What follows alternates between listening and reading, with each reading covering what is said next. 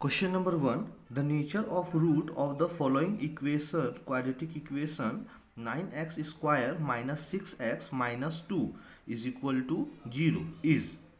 First देता है option कि नो रियल रूट, सेकंड बोलता है टू इक्वल रूट, थर्ड बोलता है टू डिस्टिंक्ट रियल रूट और डी बोलता है more than two real root.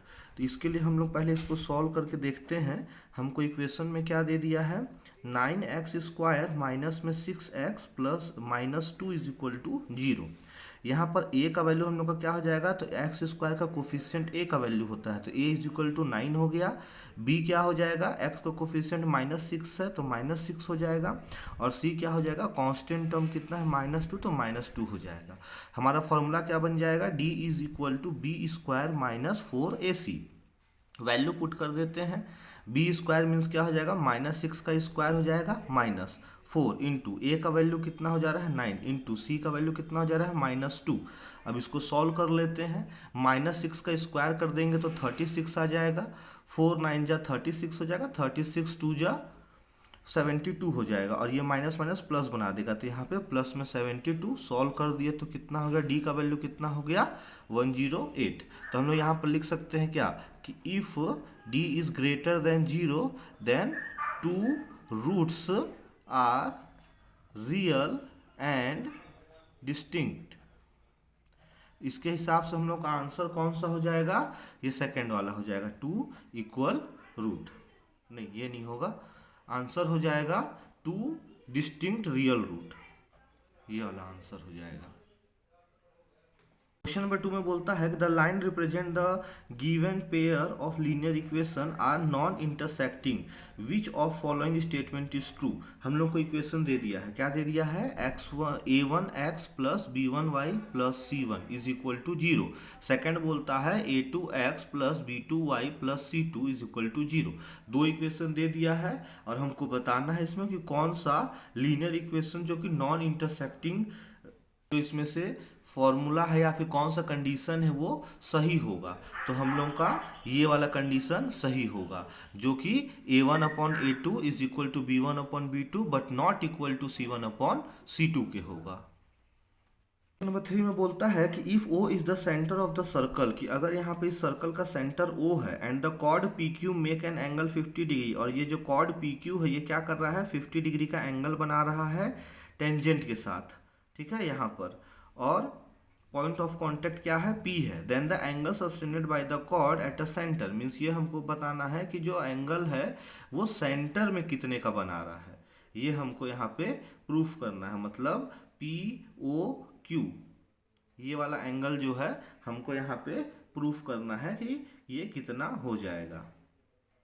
यहाँ पे जब हम इसको सॉल्व करेंगे तो सॉल्व करने से क्या हो जाएगा कि PR इज टेंजेंट, कि हमको क्या पता है कि PR जो है वो क्या है, टेंजेंट है।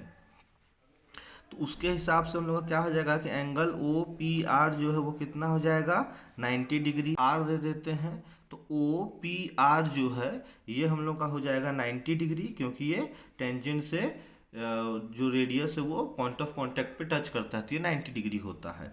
अब अगर हमको चाहिए OPQ चाहिए तो हम लोग क्या कर देंगे, 90 minus 50 is equal to 40 degree हो जाएगा। मतलब अगर हमको OP और Q ये वाला एंगल चाहिए तो ये पूरा 90 में से 50 माइनस कर देंगे तो OPQ ये वाला एंगल निकलेगा 40 डिग्री। अब हम लोग यहाँ पे ये बोल सकते हैं कि OP is equal to OQ, क्या कैसे हो जाएगा, तो दोनों क्या है, रेडियाई ऑफ सेम सर्कल। तो हम लोग यहाँ बोल सकते हैं कि OP और OQ दोनों आपस में बराबर हैं। अब नाउ ट्रायंगल POQ, अगर POQ के बारे में बात करते हैं, POQ ये ट्रायंगल का, तो तीनों एंगल को लिख लेते हैं कि angle POQ plus angle OPQ plus angle OQP is equal to 180 degree. कैसे हो जाएगा, तो यहाँ पर लिख देंगे कि angle sum property of triangle, कि ट्रायंगल के सभी एंगल का सम जो होता है वो कितना होता है, 180 डिग्री होता है। तो अब यहाँ पे हम लोग को POQ का वैल्यू नहीं पता था, लेकिन OPQ हम लोग यहाँ पर निकाले थे 40 डिग्री, तो इसके जगह में 40 डिग्री लिख देंगे और ओ क्यू पी, जो ओ क्यू पी ये जो है ये भी 40 डिग्री आ जाएगा। कैसे आ जाएगा? अगर ये दो साइड अगर आपस में इक्वल है, रेडियस से हम लोग इसको इक्वल किए थे, मतलब ये आइसोसेलेस ट्रायंगल बनता है, तो ये वाला एंगल और ये वाला एंगल आपस में इक्वल जाएगा और इक्वल टू में 180 डिग्री। अब क्या कर देंगे कि हम लोग यहाँ लिख देंगे कि पी ओ क्यू प्लस ये 40 मिलके 80 हो गया, 180 इसको भेजेंगे इधर, तो क्या हो जाएगा? Angle P O Q is equal to 180 minus में 80 इज इक्वल टू कितना हो जाएगा? 100 डिग्री आंसर इसका। तो कौन सा आंसर होगा? ये बी वाला सही होगा। क्वेश्चन नंबर 4 में बोलता है कि इन ट्रायंगल ए बी सी, अगर हम लोग ट्रायंगल ए बी सी के बारे में बात करते हैं तो जो डी ई लाइन है वो ए बी के पैरेलल जा रहा है, और जो ए बी है इसको हम लोग ए मान लिए हैं, डी ई जो है उसका एक्स दे दिया है, बी ई जो है उसका बी दे दिया है, ई सी जो है उसका सी दे दिया है। Then X express in the term of, अब हमको क्या करना है कि एक्स जो है वो हमको ए बी सी टर्म को एक्सप्रेस करेगा किस फॉर्म में, ये हमको यहाँ पर बताना है। तो हम लोग क्या कर सकते हैं, इसके लिए सॉल्व करते हैं। क्या लिख देंगे यहाँ पे कि D E is parallel A B, कि यहाँ पर जो डी ई है वो ए बी के पैरेलल है, जो कि क्वेश्चन में दिया था। तो हम लोग का angle A B C is equal to angle D E C हो जाएगा। कैसे हो जाएगा?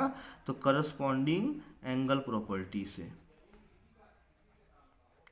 है ना। मीन्स ए बी एंड सी ये वाला एंगल और डी ई सी ये वाला एंगल, ये दोनों एंगल करस्पॉन्डिंग एंगल से इक्वल होंगे क्योंकि ये दो लाइन आपस में पैरेलल थे। अब क्या कर देंगे, हम लोग लिख लेंगे यहाँ पे कि triangle A B C and triangle D E C. अब ये दो ट्रायंगल ले लेते हैं, कौन सा ले रहे हैं? ए बी और सी, ये बड़ा वाला पूरा ट्रायंगल ले रहे हैं, और डी ई सी ये छोटा वाला ट्रायंगल ले रहे हैं। तब हम लोग का क्या हो जाएगा?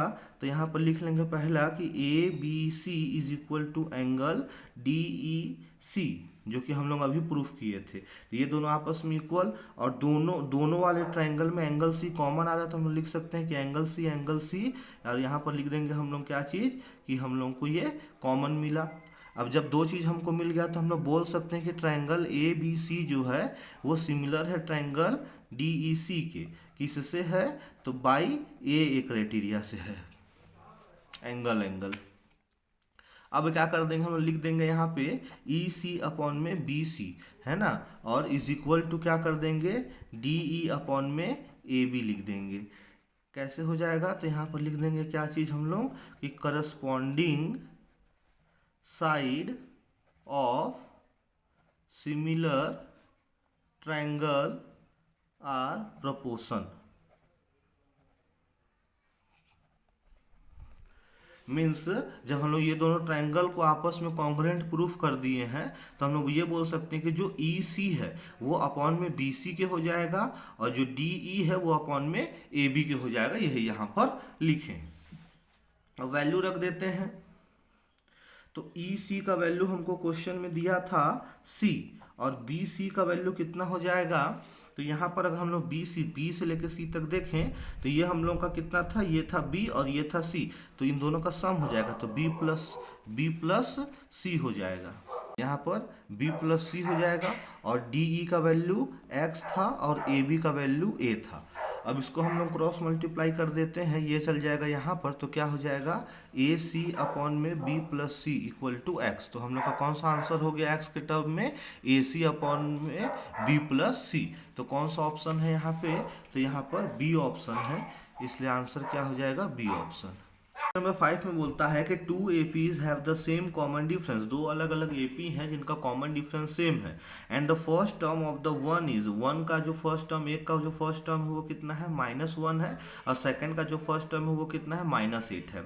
हमको क्या फाइंड करना है? The difference between their fourth term, कि दोनों के फोर्थ टर्म का डिफरेंस कितना आएगा। तो हम लोग क्या करेंगे, इसको सॉल्व करते हैं। तो लिख देंगे हम लोग कि let the same common difference be, हम लोग डी मान लेते हैं। अब हम यहाँ पर लिख देते हैं कि फर्स्ट टर्म का अगर हम लोग बात करें, है ना, ऑफ 1 AP, तो कितना क्वेश्चन में दिया था? -1 दिया था। तो इसका फोर्थ टर्म जो था वो क्या हो जाएगा? तो a माइनस में 3d हो जाएगा, जो हम लोग फॉर्मूला लगाएंगे। तो अब यहाँ पे a का वैल्यू कितना था? -1 प्लस में 3d हो गया। अब हम लोग क्या कर देंगे, फर्स्ट टर्म है ना। सेकंड वाले का भी ले लेते हैं, first term of other AP, जो क्वेश्चन में दिया था -8, इसका फोर्थ टर्म कितना हो जाएगा, तो इसका फोर्थ टर्म हो जाएगा A प्लस में 3D, तो कितना हो जाएगा ए का वैल्यू -8 प्लस में 3D। ठीक, अब क्या कर देंगे हम लोग, difference between their fourth term, इन दोनों के फोर्थ टर्म का हम लोग डिफरेंस निकाल लेंगे। तो लिखेंगे यहाँ पे कि डिफरेंस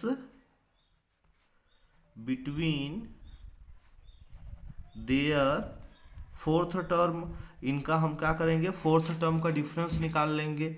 फोर्थ टर्म का डिफरेंस कितना हो जाएगा, तो पहला वाला हम लोग का कितना था -1 प्लस में 3D, और माइनस का साइन लगा देंगे। सेकेंड वाला का कितना था -8 प्लस में 3D। अब ब्रैकेट को अगर हम लोग खोल देते हैं,